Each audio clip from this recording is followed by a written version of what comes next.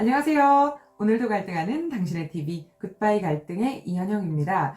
제가 최근에 신입사원 강의를 유독 많이 진행했었는데요. 이 강의 내용 중에 신입으로서 걱정되는 것, 직장 생활을 앞두고 어렵게 느껴지는 것, 여기에 대해서 이야기 나누는 시간이 있었어요.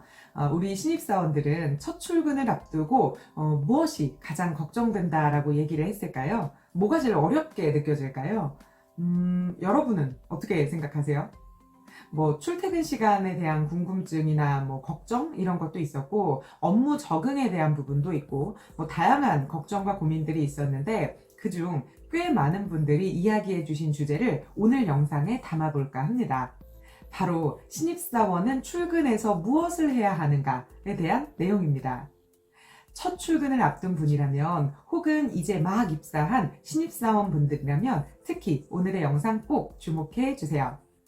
신입사원이 처음부터 할 일이 정해져 있을 리가 없잖아요. 누가 불러서 차라리 뭐라도 시키면 다행인데 다들 자기 일하느라 너무 바빠서 이 신입을 신경 쓰고 있지 못하고 있을 수 있어요. 그러면 나는 누군가, 여긴 어딘가 혼자 방치된 느낌이 들기도 하죠. 시간 맞춰 출근해서 자리에 앉아 있기는 하는데 할 일이 차라리 있으면 뭐 모르겠는데 할 일이 없으면 시간도 진짜 안 가고 완전 고역이란 말이에요.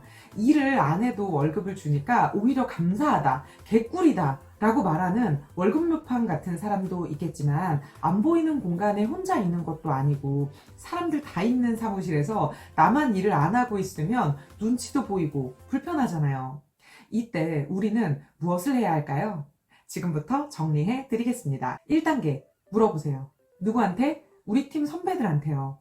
팀의 업무가 어떻게 돌아가고 있는지 전혀 파악이 안 된 상태에서 혼자 임의로 무엇을 해야겠다 이렇게 결정하기보다는 그냥 물어보면 됩니다.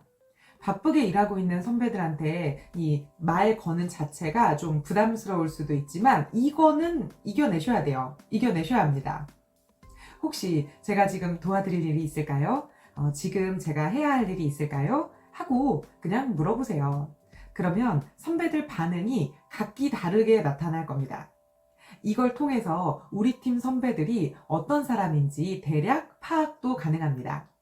선배들의 반응 유형은 크게 4가지 정도로 나눌 수 있는데요. 이 영상에서 설명드리기에는 너무 길어질 듯 해서 이 부분은 다음 영상에서 따로 말씀드리도록 할게요. 선배들에게 할 일을 물어봤음에도 내가 진짜 할 일이 없어요. 쉬고 있으라던가 일단 가만히 계시면 된다던가 뭐 그럴 때 있잖아요. 그럼 진짜 쉬거나 가만히 있어도 되냐? 그러지 마세요. 쉬라고 해놓고 진짜 아무것도 안 한다고 욕하는 선배도 별로지만 회사에서 쉬고 있으라고 했다고 정말 가만히 놀기만 하는 신입사원도 별로예요. 그럼 무엇을 하고 있어야 하는가? 바로 2단계입니다. 인트라넷 파악입니다. 회사 홈페이지나 일반인들이 모두 접근 가능한 사이트 말고요. 우리 사내 직원들만 접근할 수 있는 사이트를 말합니다. 회사 내부 공지를 볼 수 있고 조직도를 확인할 수 있으며 업무와 관련된 다양한 정보들이 엄청 많겠죠. 취업 준비를 엄청 열심히 한 사람들은 회사의 일반적인 외부 정보는 빠삭하게 다 알고 있어요. 지금부터 중요한 건 내부 정보 파악입니다.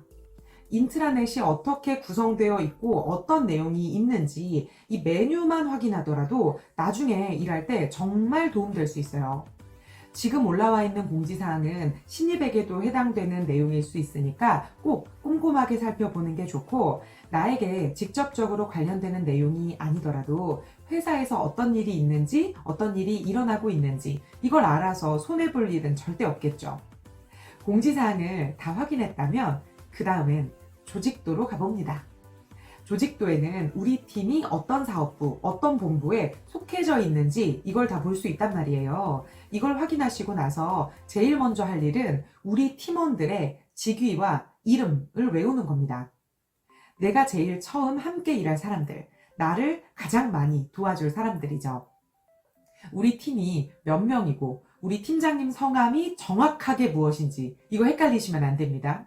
오른쪽 끝에 앉아있는 분이 이현영 차장님이고 그 맞은편이 홍길동 과장님이고 이걸 쭉 외워야 합니다. 간혹 인트라넷 사진이 실물하고 매칭이 안 되는 선배들도 있긴 한데 뭐 그거는 우리 신입도 마찬가지 아니겠습니까? 우리 팀원이 많아봤자 20명 넘어가는 경우는 정말 없잖아요. 10명 안팎 정도 될 텐데 그 정도는 근무 첫날에 외워주셨으면 합니다. 우리도 저기 신입분 이렇게 나를 부르는 것보다 현영님 이렇게 불러주는 게 훨씬 친근하고 가깝게 느껴지잖아요. 누군가 와서 나에게 뭘 알려주고 가요. 혹은 무언가를 전달해주고 갑니다. 그런데 그 사람이 누군지 모르면 어떨까요? 아까 어떤 단발머리 분이 주고 가신 건데요. 저쪽에 앉아 계셨던 그 선배님이 그러셨습니다. 이러면 안 되잖아요. 심지어 누군지 아예 기억을 못하는 경우도 있어요. 상대방이 먼저 자기소개를 해주면 가장 좋겠지만 그런 친절한 순간이 오지 않을 수도 있으니까 내가 먼저 준비하고 있으면 좋겠죠. 물론 이제 막 첫 출근한 직원에게 선배들 얼굴, 이름 못 외웠다고 혼내고 구박하는 회사는 없어요. 없어야 합니다. 마지막 세 번째, 전화 받기입니다. 전화? 전화. 네. 전화는 일단 와야지 받을 수 있는 거니까 아무도 전화를 안 해주면 참 좋을 텐데 부서에 따라서 전화에 이 불이 나는 곳들이 있거든요. 특히 언제 벨이 울릴지 모른다는 점에서 전화는 신입사원을 정말 긴장하게 만드는 존재죠. 오죽하면 전화가 오면 막 심장이 뛰고 불안해진다는 콜포비아, 전화공포증이라는 말이 생겨났을까요? MZ세대가 대면보다 비대면이 더 익숙해서 그렇다고도 하는데 이거는 세대를 떠나서 생각해보면 신입의 입장에서는 내가 저 전화를 받아봤자 그 사람이 누군지도 모르고 저 사람이 하는 이야기는 더욱더 모르는 이야기일 거잖아요. 과연 내가 이 전화를 대신 당겨받는 게 의미가 있나 싶을 수 있어요. 내가 전화를 받아서 할 수 있는 말이라고는 담당자가 자리에 없으니 메모해서 전달하겠다 정도밖에 없거든요. 그럼에도 왜 신입이 전화를 대신 받아야 하는가? 바로 그 역할입니다. 자리를 비운 사람의 용건을 메모해서 잘 전달해 주는 거예요. 자리에 앉아있는 사람의 전화까지 무조건 당겨받아야 하는 건 아니에요. 여러분이 콜센터는 아니잖아요. 물론 콜센터에 근무하시는 분들은 좀 예외입니다만 벨이 울리자마자 굳이 신입이 낚아채듯 받을 필요는 없고요. 벨소리가 2번 울리고 3번째 울리는 거는 보통 담당자가 자리에 없을 경우나 전화를 받기 어려운 상황이라고 보시면 됩니다. 사무실에 울려 퍼지는 벨소리가 듣기 좋은 사람은 없기 때문에 내 전화다 싶으면 벨소리에 한두 번에 담당자가 알아서 받거든요. 그런데 3번째 울리려고 한다, 울리기 시작한다 하면 전화를 그때 바로 당겨 받으시면 됩니다. 받아서 뭐라고 할지 좀 떨리고 긴장되시면 이 전화기나 화면 앞에 적어서 붙여두세요. 제일 먼저 인사말. 대신 받았습니다. 고객지원팀 사원 이현영입니다. 이거는 무조건 또박또박 연습하세요. 내가 이렇게 인사말을 하면 상대방이 담당자를 찾거나 무언가를 물어보거나 어떤 이야기를 하겠죠. 내가 답변해 줄 수 있으면 좋겠지만 대부분은 뭔 소린가 싶을 겁니다. 그러면 이것도 한번 적어보세요. 지금 담당자가 자리를 잠시 비웠는데 혹시 10분 뒤에 다시 전화 주실 수 있을까요?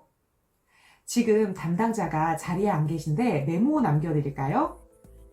죄송합니다만 제가 오늘부터 출근한 신입사원이라 해당 내용을 알지 못해서요. 제가 확인해보고 다시 전화드려도 될까요?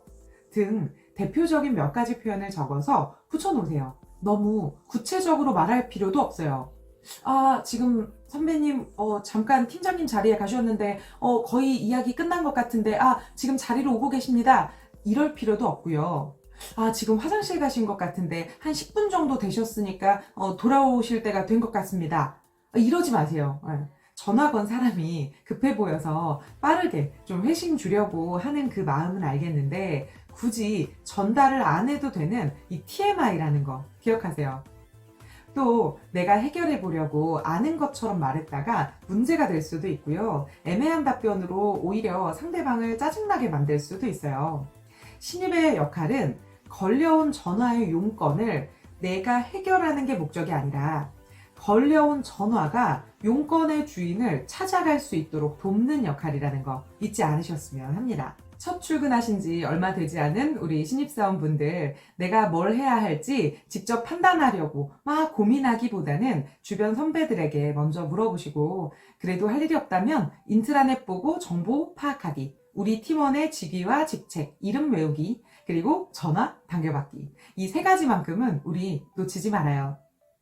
처음부터 완벽한 직장인이 어디 있겠습니까? 누구는 일주일 만에 적응하기도 하고 또 누구는 여러 달 걸리기도 합니다. 빨리 적응했다고 해서 뛰어난 사람, 뛰어난 신입사원이라고 볼 수도 없어요. 직장 생활 우리 하루 이틀 할 거 아니잖아요. 길게 봅시다, 우리. 그 어렵다는 취업의 관문을 뚫은 우리 능력자 신입사원 여러분, 여러분이 그 자리에 괜히 간 게 아니라는 걸 꼭 기억하시면서 즐거운 직장 생활 열심히 하시길 바랍니다. 저는 지금까지 오늘도 갈등하는 당신의 TV 굿바이 갈등의 이현영이었습니다. 감사합니다.